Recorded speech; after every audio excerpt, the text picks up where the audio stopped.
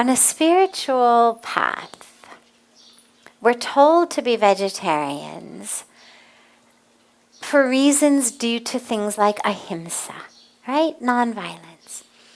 But most of us, sadly, are given it really very superficially. The good news is that works for a lot of people. It's violent to the animals. They suffer. They are God's creation. And for a lot of people, that's enough. Thou shalt not bring suffering onto others. Great. For all of those that works for, wonderful. The dilemma is there's a lot for whom that doesn't work. And this is where we have to go deeper. Because vegetarianism, or rather non-vegetarianism, the meat industry, is violent in ways that are far vaster than the violence of killing an animal to eat it. There was a time in history where people went out into the forest with bows and arrows and they killed a deer and they brought it home and the whole village ate it for a month. Well, it was still violent to the deer, but it was sustainable.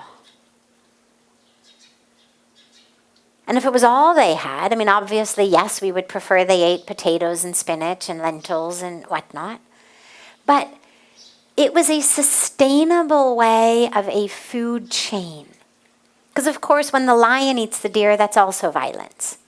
Right? You watch a National Geographic special and the lions are running after the zebras or whatever. Now, who do you root for? Huh?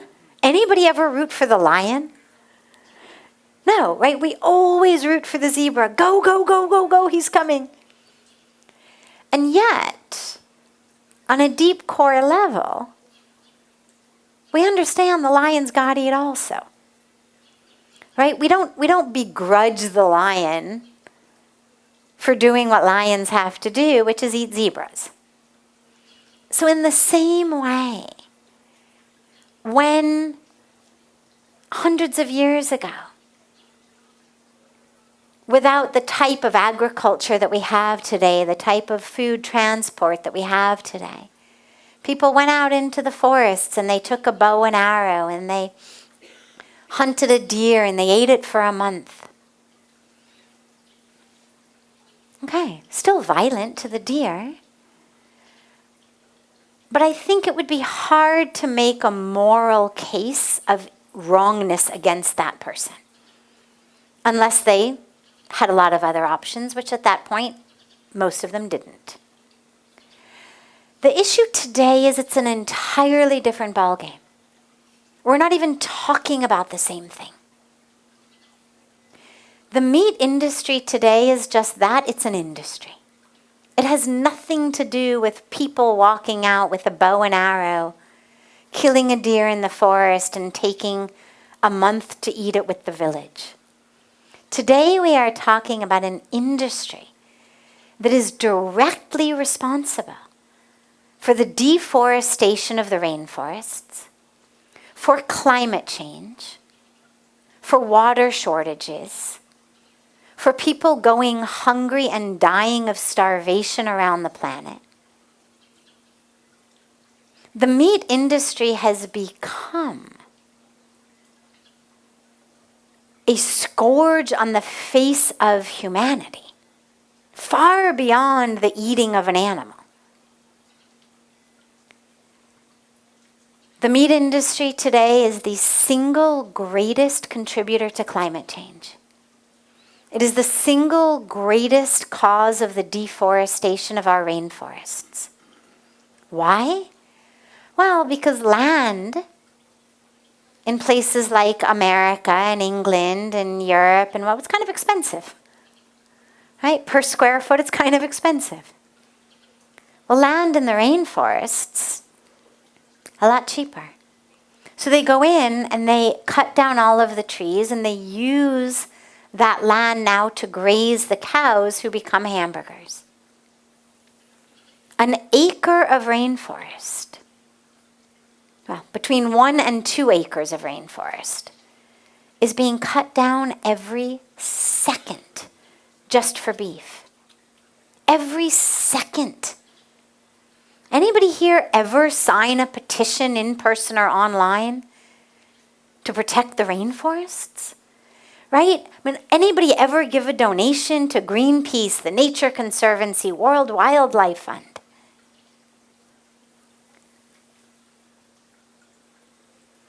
The meat industry is their greatest enemy, and it is far more powerful.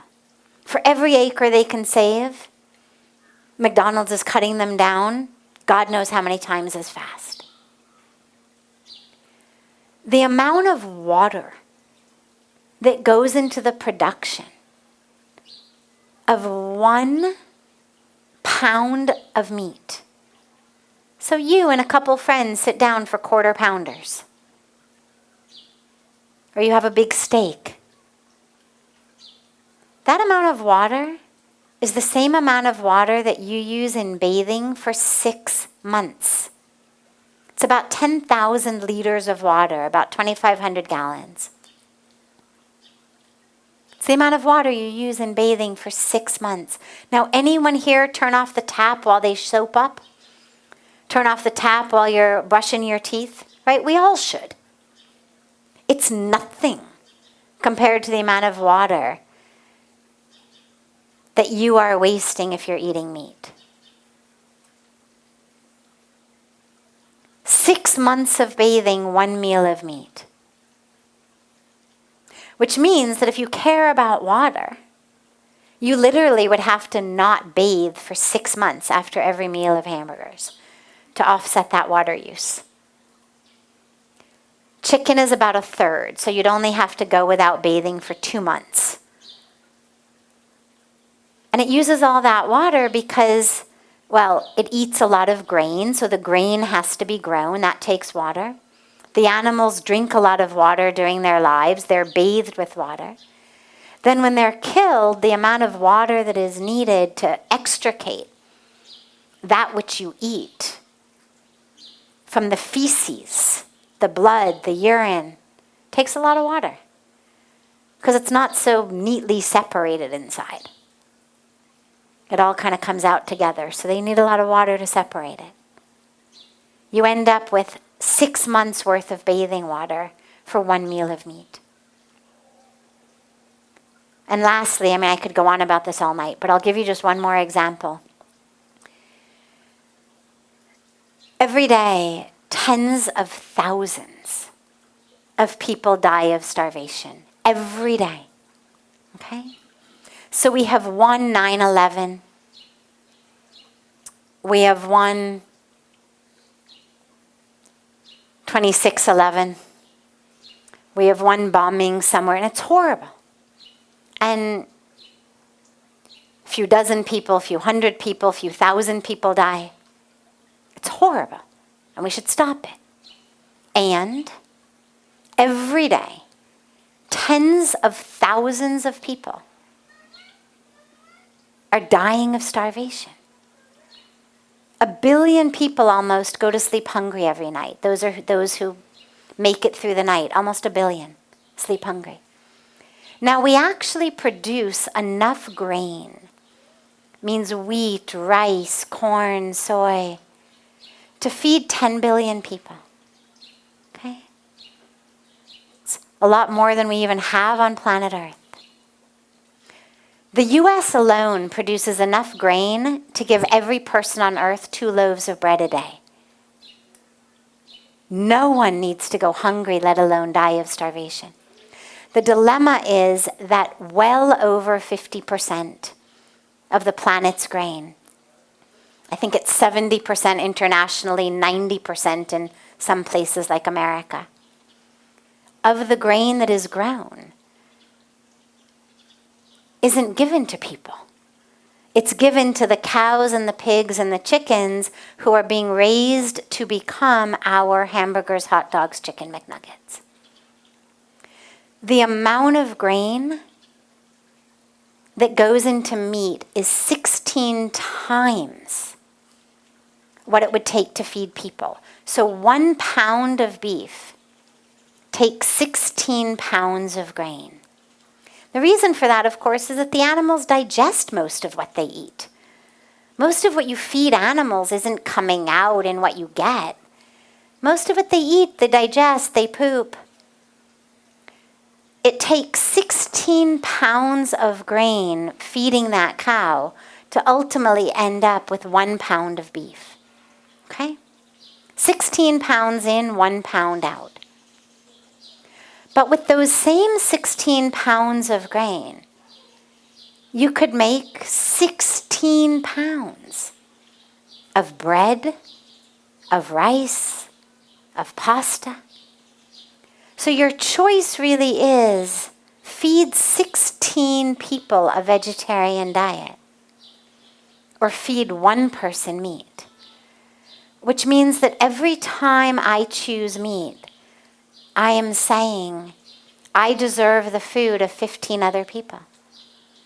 Let them starve. Let them die. I want to have.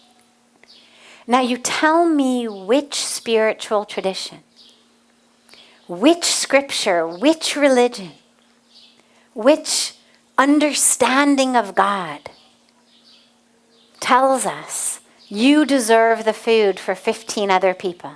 15 people should starve so you can eat hamburgers. None of them. I mean, they all tell us in different ways. Share, care.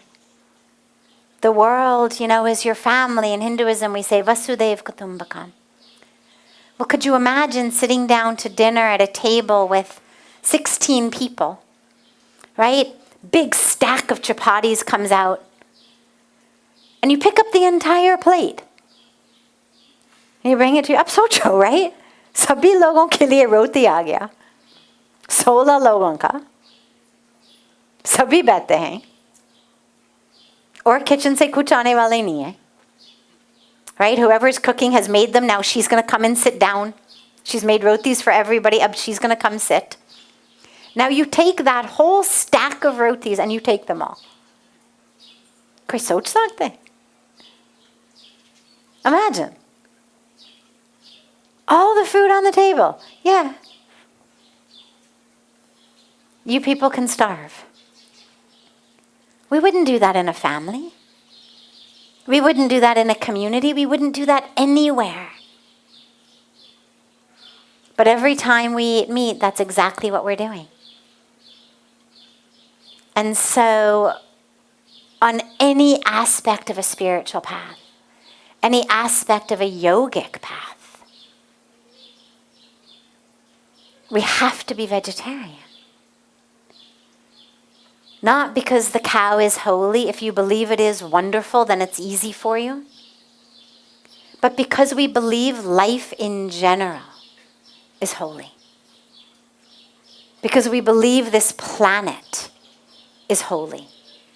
Because we believe the future is holy. Because we believe that our sisters and brothers living all over this world are holy. That life in general is sacred. So whether you believe the cow is holy or not doesn't matter. Is life sacred?